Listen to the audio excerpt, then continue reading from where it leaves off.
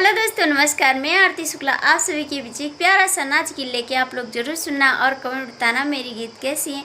मेरे चैनल को लाइक सब्सक्राइब करना मत भूलना प्लीज़ दोस्तों। मेरे गाने को आप लोग भी शेयर करिए। आरती शुक्ला अवधी लोकगीत चैनल में आप सभी का स्वागत है। आप लोग गाना सुनिए और कमेंट बताना मेरी गीत कैसी है।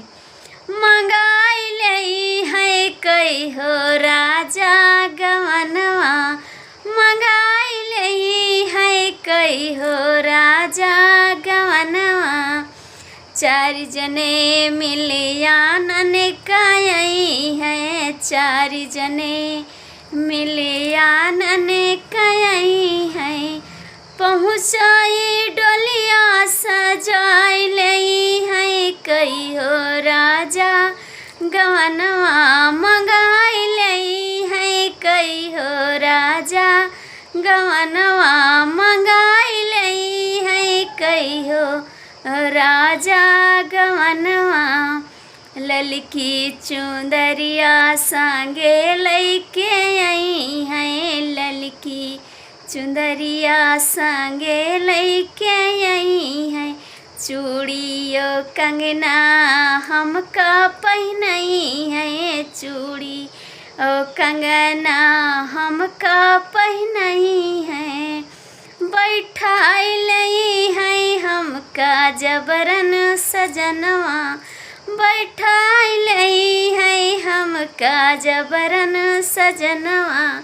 मंगाई लई है कई हो राजा गवनवा, मंगाई लई है कई हो राजा गवनवा।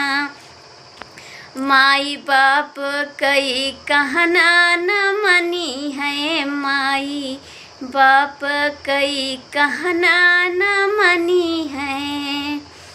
अरे नैहर का डोलिया फंदाई लई है कई हो राजा गवनवा, मंगाई लई है कई हो राजा गवनवा, मंगाई लई है कई हो राजा गवनवा।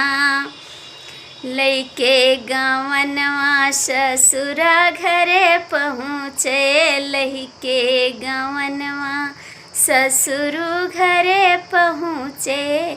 सासु नदिया का बहरे भगैले, सासु नदिया का बहरे भगैले।